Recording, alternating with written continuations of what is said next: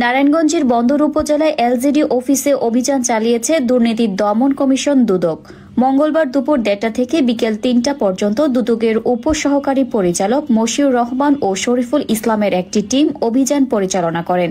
এ সময় তারা বর্তমানে বিভিন্ন চলমান প্রকল্প ও গত ৫ বছরের বিভিন্ন উন্নয়ন প্রকল্পের নথিপত্র নিয়ে যায়। অভিযান শেষে দুদকের উপসহকারী পরিচালক মশিউর রহমান বলেন, প্রধান কার্যালয়ের নির্দেশনা অনুযায়ী বন্দর উপজেলা এলজিডি অফিসে অভিযান চালানো হয়েছে।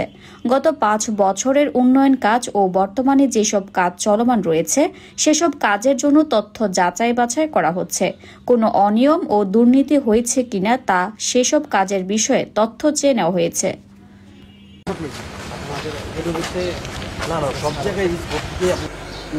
এখানে যে ধরনের কাজগুলো হচ্ছে গত অর্থ বছর বর্তমান যে কিছু কিছু কাজ আছে চলমান আছে, এই সমস্ত কাজ কি পর্যায়ে আছে এবং এখানে কোনো ধরনের অনিয়ম হওয়ার সুযোগ আছে কিনা বা থাকলে এই ধরনের কাজগুলোকে আমরা অবজারভেশন করার জন্য মূলত এর বিষয়ে নির্দেশনা এসেছে। আচ্ছা।